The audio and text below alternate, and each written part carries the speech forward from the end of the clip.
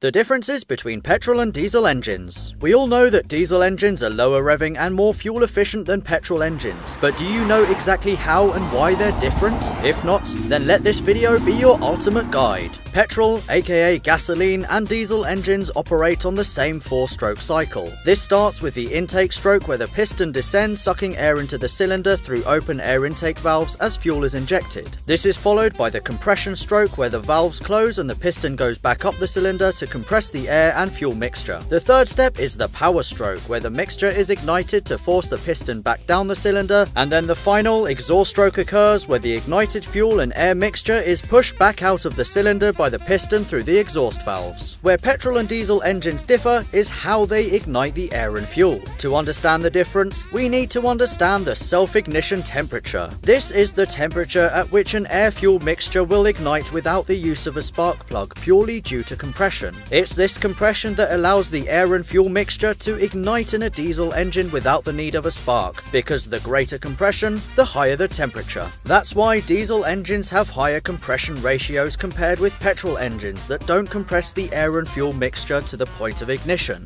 If you don't know what a compression ratio is, let me quickly explain. Simply put, it's the ratio of the maximum to minimum volume in the cylinder. So a ratio of 10:1 means that when the piston is at its lowest point, there is 10 times as much volume as when it's at its highest point. To give you an example of compression ratios, a 2015 VW Golf TSI has a compression ratio of 9.6:1. while a 2015 VW Golf TDI has a compression ratio of 16.2:1. Again, a diesel will have a higher compression ratio to ensure that the air and fuel mixture is compressed enough to the point of ignition, while a petrol engine uses less compression and is ignited by the spark plug. Though no longer true for all modern oil burners, another significant difference with a diesel versus petrol engine is that diesels lack a throttle body. This means that when you press on the accelerator pedal, the fuel injectors simply supply more diesel to create more power. Petrol or gasoline engines, on the other hand, require a throttle body. As you press on the accelerator pedal, you open up the throttle and allow more air to flow into the engine.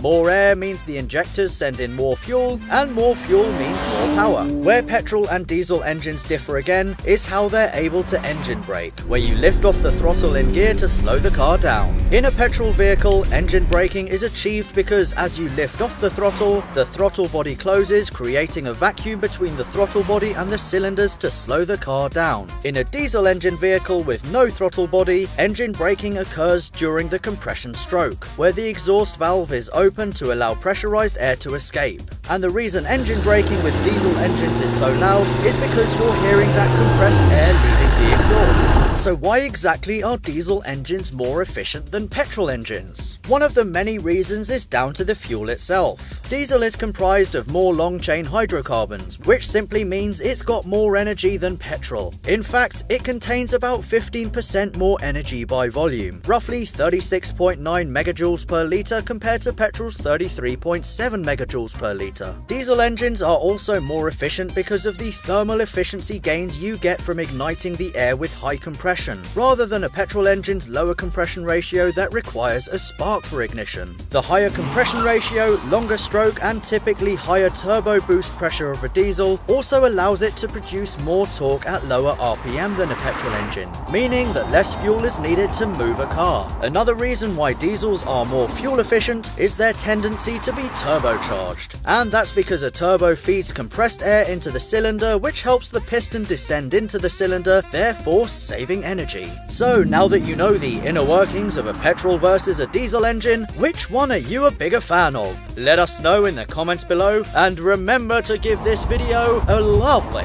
thumbs up.